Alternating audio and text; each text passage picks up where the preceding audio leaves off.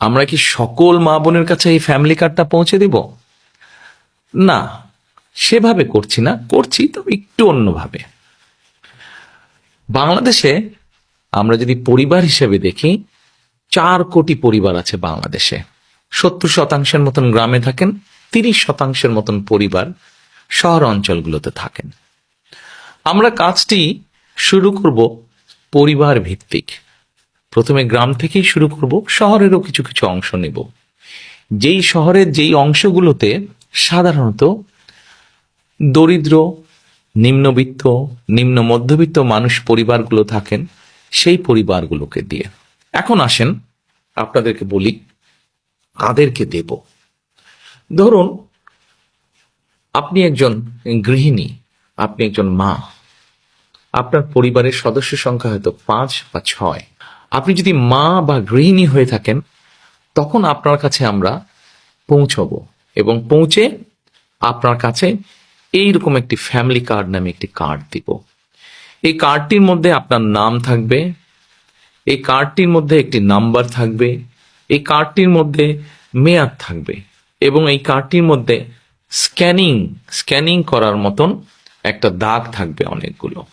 এখন আপনি হয়তো জিজ্ঞেস করতে পারেন যে এই যে 4 কোটি পরিবার বললাম, একবারে সব 4 কোটি পরিবারকে দেব? 4 কোটি পরিবারকে হয়তো আমরা একবারে সব দিতে পারবো না।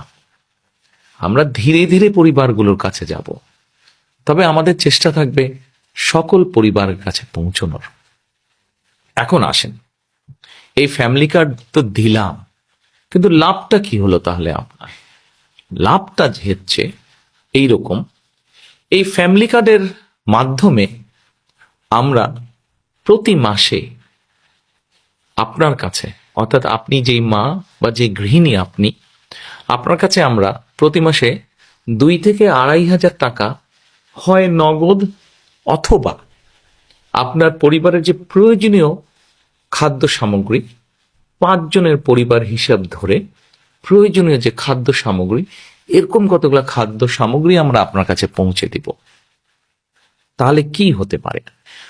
ধরেন আপনার পরিবারের যে 5 জন বা 6 জন ম্যাক্সিমাম, এই পরিবারের ধরেন মাসিক খাবার বা বাজার খরচ, একদম খুব প্রয়োজনীয় বাজার খরচ হয়তো মাসে 5-6 হাজার টাকা। এখন আপনাকে যদি সরকার থেকে প্রতি মাসে 2 থেকে 2,500 টাকা দেওয়া হয়, অথবা 2 থেকে 2,500 টাকার সমপরিমাণ মূল্য প্রয়োজনীয় খাদ্য সামগ্রী আমরা সরকার থেকে যদি আপনাকে দিতে পারি, তাহলে এই মুহূর্তে আপনার পরিবারে যে 2 থেকে 2,500 টাকা খরচ হচ্ছে, যেটি এখন আপনি নিজে থেকে খরচ করছেন, এটির একটি সাপোর্ট আপনি পেলেন, এটির একটি সহযোগিতা আপনি পেলেন। ফলে আপনার নিজের যে টাকাটি খরচ হচ্ছে বা যে অর্থ খরচ হচ্ছে ওটা কিনতে, সেই টাকাটি আপনি আস্তে আস্তে জমাতে শুরু করতে পারলেন। এখন জমিয়ে তো নিশ্চয়ই রাখবেন না।